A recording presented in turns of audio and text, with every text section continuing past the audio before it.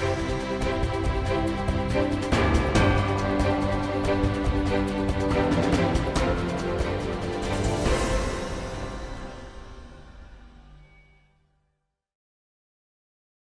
to our post-cabinet brief for Thursday, the 15th of September 2016.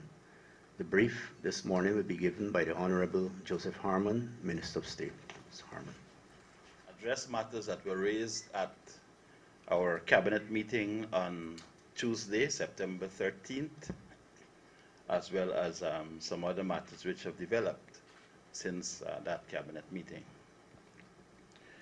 At the meeting, His Excellency the President briefed Cabinet about his intended attendance of the 71st regular session of the United Nations General Assembly in the United States of America, starting from September 20th.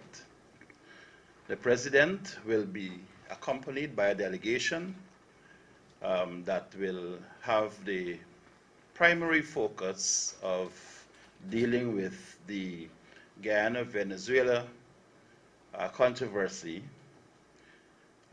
As you know, the United Nations Secretary General is due to demit office I believe it is in November of this year, and therefore it is important for us to try to get a decision out of the Secretary General about a means by which the controversy can be finally resolved. As you're aware, Guyana has taken the position that the matter is a legal one and it should be dealt with at the legal level. A judicial settlement is what we are looking for, and therefore the delegation will be trying to press home that position of Guyana. Additionally, there will be several meetings in the margins of the United Nations General Assembly where the President will meet with world leaders and address matters such as the promotion of our green pathway and sustainable development of our country based on the issues of climate change, as well as the Caribbean as a zone of peace. These are issues which are high on the agenda, and our Minister of Foreign Affairs is already in New York laying the groundwork for the rest of the team to visit. The Honorable Minister of Public Security briefed Cabinet about a decision of the Guyana Police Force to launch Operation Safeway, and this operation takes effect from today, the 15th of September 2016. It is a joint operation involving ranks of the Guyana Police Force, the Ministry of Public Infrastructure, and the National Road Safety Committee. So as of today, the operation will go into force, and the intention is that we're going to make a concerted effort to bring about among the general public, and particularly drivers of motor vehicles, an increased awareness of road safety. The decision to launch this operation was the result of grave concerns about the number of fatal accidents on the country's roadways. There have been 96 persons who died on our roads thus far for the year 2016. And certainly with a small population, that is too high a number for us to be losing in that way. We need our people to develop this country. The Guyana Police Force has noted that most of these fatal accidents occur on weekends, in the evening hours, and are resolved to work through Operation Safeway to bring about a cessation of these occurrences, as well as to ensure that drivers of motor vehicles adhere to the traffic laws. Cabinet has expressed its support for this initiative taken by the Guyana Police Force to address this issue, and urges that the general populace cooperate with the police to bring about a change in this sad situation. The Honorable Minister of Legal Affairs and Attorney General briefed Cabinet of the impending visit by a team from the International Cooperation Review Group, ICRG, of the Financial Action Task Force, FATF, to Guyana. The team will seek to verify whether Guyana instituted the reforms recommended in the action plan agreed by FATF and the government of Guyana, as well as to whether the government is resolved politically to sustain those reforms. The result of this on-site visit will be placed on the agenda of the next FATF plenary, which takes place in Paris, France in October of 2016. Cabinet approved the request by the Honorable Minister of Finance to extend the Jubilee offer to borrowers of the Student Loan Agency from August 31st to October 31st, 2016. It will be recalled that Cabinet had approved on July 19, 2016, recommendations to deal with a high default rate of borrowers of the Student Loan Agency. Among the measures implemented was a Jubilee offer as follows: a 75% write-off of the accumulated interest in the borrower if the borrower paid the outstanding balance by August 31st, 2016, and a 50% write-off if the borrower brought his or her account to current by September 30, 2016, and remains in that status for the duration of the repayment period. In addition to providing extensions of the Jubilee offer, Cabinet also approved for borrowers who were 3 years or 3 consecutive years current with a payment of student loan without lapsing, a 50% reduction of the accumulated interest prior to the start of the repayment once the borrower remains current. That is the important thing. The Honorable Minister also reminded that a number of places had been identified for the repayment of these student loans. And he listed some of them as the direct payment to the loan agency, standing orders which can be placed at all banks in Guyana, standing orders at the borrower's place of work, Western Union, MoneyGram, and arrangements that are being made at Bill Express and GT&T Mobile Money to the list of places where loan repayment can take place. So you have a wide scope, many places where you can repay this money, so really we have provided that framework. Cabinet approved also the establishment of the Allied Health Professions Council. The following persons had been appointed to serve on the council for 2 years, from March the 1st, 2016 to February 28, 2016. And these were from the area of the allied health professionals, Dr. Patricia Wolford, a public health specialist, will head up that council.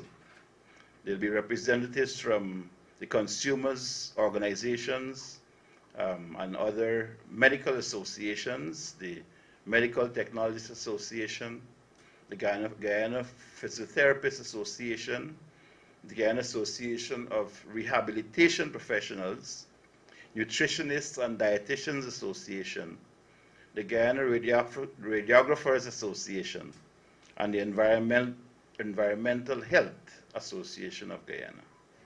Of course, the Consumers Association are invited, and the ex officio member of the council is Dr. Sham Diopasar, the Chief Medical Officer, Ministry of Public Health. Cabinet gave its approval for the Honorable Vice President and Minister of Public Security to attend a Security Week Management with Transparency in Buenos Aires, Argentina, from September 26 to 29, 2016. Cabinet has approved his attendance, which is at the invitation of the Inter-American Development Bank and the government of Argentina. This activity will include the 4 regional dialogues on security policy by Minister of Security and Justice of the Latin America and the Caribbean, and the 8th security clinic with experts in the security sector. It's a very important meeting that the Vice President will be attending. Cabinet also accepted the invitation of the Pan American Health Organization, PAHO, and CARICOM for Guyana to participate in the 55th Directing Council, the 68th session of the Regional Committee of the World Health Organization, WHO, for the Americas, and the meeting of the Council for Human Development, respectively, to be held at PAHO headquarters in Washington, D.C., United States of America, from September 21 to 29th. The delegation will comprise the Honorable Minister of Health, Dr. George Norton, and Dr. Karen Boyle. The meeting will have as its objectives the following: the endorsement of a new regional health strategy, agreement on revised priorities for the Port of Spain Declaration of Non-Communicable Diseases, a review of the strategy for the involvement of the community in the global health security agenda, and also give policy directions on healthcare systems initiatives and recommendations. Cabinet also approved of the participation of a team from the Guyana Revenue Authority to attend a symposium on leadership organized by the Caribbean Regional Technical Assistance Center, CARTAC, to be held in Bridgetown, Barbados from September 20 to 23rd, 2016. CARTAC is one of the 8 IMF regional technical centers located around the world. The symposium will provide best practice guidance and operational framework for the tenets of outstanding leadership and the implementation of CARTAC's technical assistance in member countries. The GRA delegation will consist of Mr. Godfrey Stacia, Commissioner General, Mrs. Wahida Ali, Assistant Commissioner, VAT, Audit and Enforcement, and Mr. Lancelot Wills, Head Customs and Trade Administration. Guyana will also attend the 5th meeting of the Caribbean Basin Initiative Commission in Trinidad and Tobago from September 29th to the 30th, 2016. This meeting will be convened by the CARICOM Secretariat to be part of the preparatory process for the 6th Caribbean United States Cooperation Security Dialogue, scheduled to take place in Washington, D.C. from October 18th to the 19th, 2016. As I said, this is a preparatory meeting, and so basically the technical officers in the ministries deal with these meetings. Mrs. Kavita Bawani, Research Officer of the Ministry of Public Security, will attend this meeting.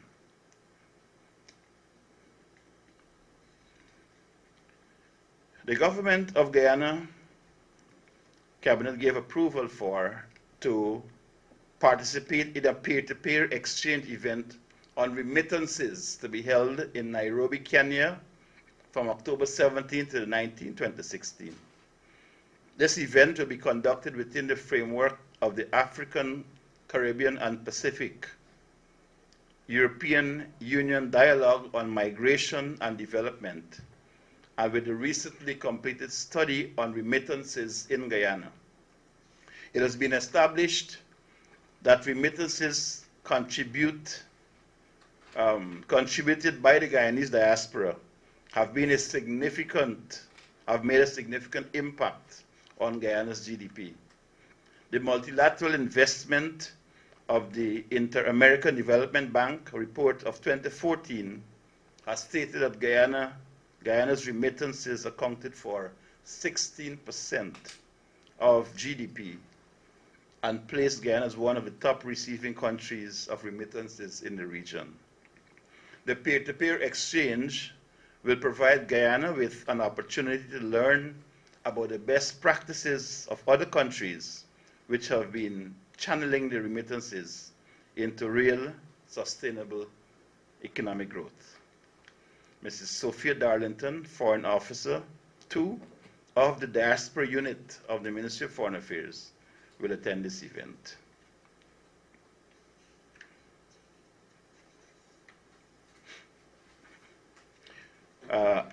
Cabinet also approved of a team from Guyana attending a technical meeting on training of hydrometeorologists on hydrometeorological equipment to be held in Manaus, Brazil from September 26th to the 30th, 2016.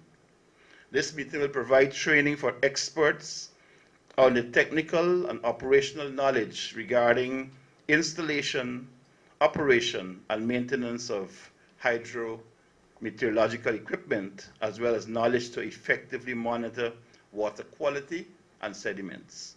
The technical team that will attend the meeting are Mr. Sinarayan Nandram, District Engineer, Ministry of Public Infrastructure, Mr. Jeremy Douglas, Regional Engineer, National Drainage and Irrigation Authority, and Mrs. Sabrina Ali, Senior Hydrological Technical Hydrometeorological Services.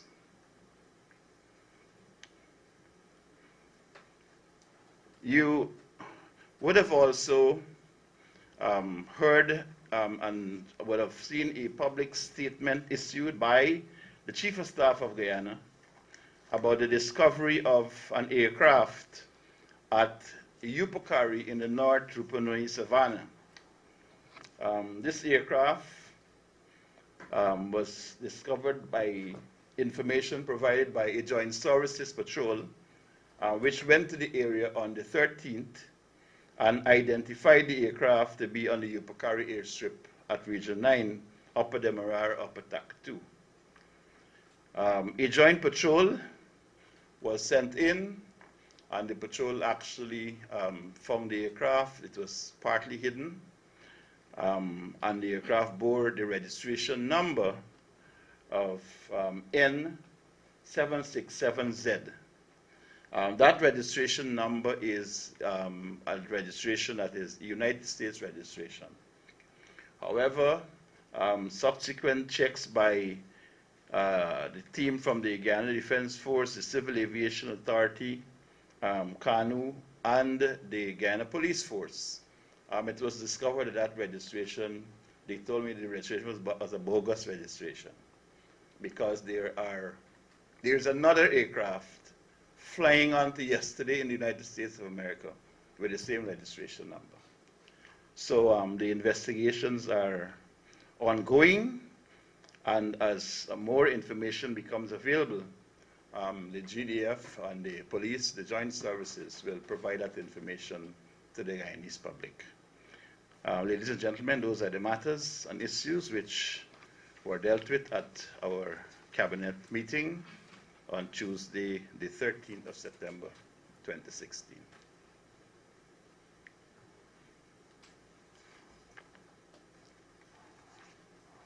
I can now take your questions. Travis Chase, Nightly News. Minister Harmon, were you able to know what exactly was found in the aircraft?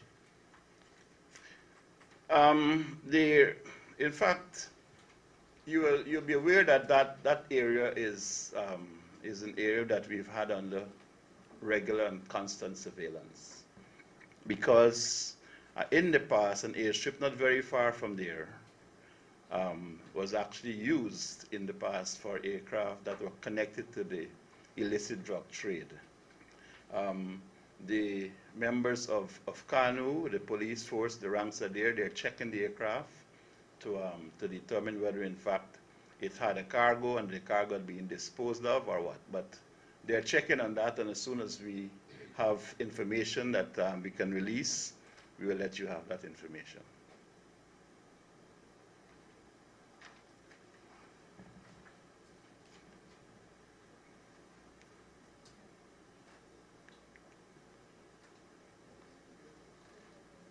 Hi, Neil Marks, the Guyana Chronicle. Sir, any idea of how long the aircraft would have been there? Did residents around the area say? And when you said it was partly hidden, what do you mean? It was in the bushes? Something covered Yes, it? What? it was off of the airstrip itself, and there seemed to be some kind of a camouflage kind of net that was thrown over it, and it was partly in the bushes. So we get the sense that it would have been there a few days. I can't be very specific about it because the investigation is taking place there now on the ground. But the sense we get is that it would not have been there very long. Because these joint services patrols now, they go in the north and the south Rupununi on a regular basis. So they're in touch with the villages, they're in touch with the communities, and that connection of community to the joint services, that information connection is working well for the defense and security of our borders. That's an active airstrip? It is an active airstrip, yes. Good morning, Vanessa Noreen, Citizens Report. Taking away from that issue, the board of the GWI is looking into complaints against its CEO.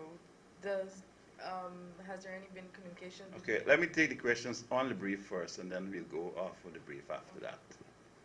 Okay, I'll take the brief questions first, and then after that, we'll take. Okay. Gordon Moser, News Source. Sir, could you say if the president will be meeting with the Guyanese community during his time in New York, or is it just a UN business and back out? Well, the president will have a number of engagements. I know that there were some requests that had been made for him to meet with various groups. And, you know, once the president goes out, he tries his best to at least meet with Guyanese, wherever he goes. So I will not rule that out, even though I know that the agenda for this meeting here at the UN and the meetings in the margins are a very intensive one. I think Neil Marks was there in the last General Assembly, and he could tell you about the intensity of these meetings, and it goes from morning sometimes until late at night. But I know that the president, being the person he is, will try at best to at least accommodate some meeting with people in the diaspora, but I cannot be very precise as to what those meetings would be about. So none has been finalized?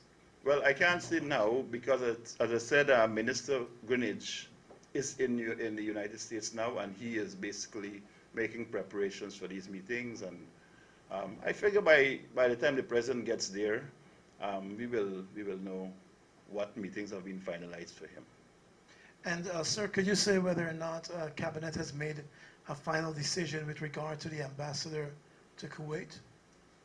No, Cabinet has not made a final decision. The matter is in the purview of the Minister of Foreign Affairs. He is basically making his checks and determinations, and will then get back to Cabinet as to what the findings of the ministry is. As it is right now, it is within the competence of the Minister of Foreign Affairs. Okay, we can take the off. Very quickly, I was just wondering if there was any communication between the administration and the GWI board regarding the matter with Dr. Van Charles, and any final decision on on SOKU, given that there was some talk between the AG and the Minister of Public Security regarding its role and whether or not it should be under the police force or not. That's two. Well, let me take the last first. That, I believe, was a misconception by the Mr. Anil Nandalal about the statements made by Minister Ramjitan and Minister Basil Williams. In fact, the matter did come up, and it was clear in Cabinet there was no diversion. That it is clear that the SOKU is a unit of the Ghana Police Force and is under the superintendence of the Ghana Police Force. What Minister Williams did say is that they will have to have a wider role insofar as the anti-money laundering legislation is concerned. But he never said that they must be under him for his superintendence. It will always be, it remains a unit of the Ghana Police Force. The second matter It was not raised at Cabinet, but I'm aware that the Minister of Communities, under whose remit the Guyana Water Inc. falls, is dealing with those matters which have found their way into the press in relation to the board and the management of the Guyana Water Inc.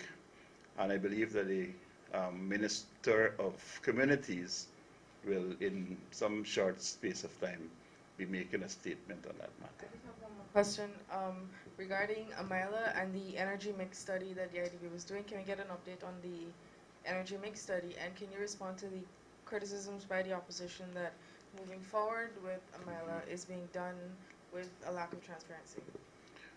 Well, I saw the letter or the statement in the news today attributed to the opposition that they'd actually written a letter to Norway on this matter.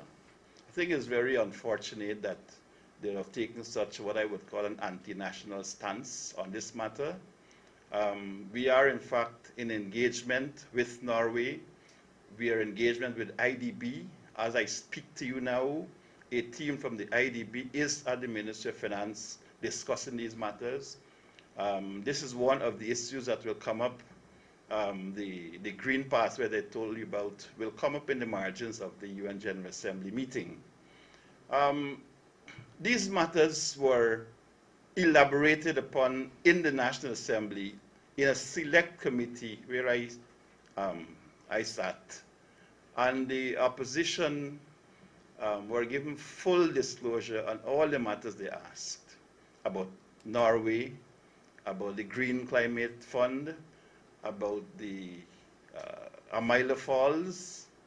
And it is clear that the decision which was taken was between the government of Guyana and the Kingdom of Norway, was that they will set up an independent assessor to determine whether, in fact, this is going anywhere. The assessor, I still think they're in the process of actually contracting or engaging finally the assessor. That is where I think that is. So it is not that there is no transparency, and all of that information is in the public domain. So I'm a little bit, sometimes I'm amused with the way in which the opposition operates on these things, seeking to get the public attention. But yes. Yes. No, I have no update on that.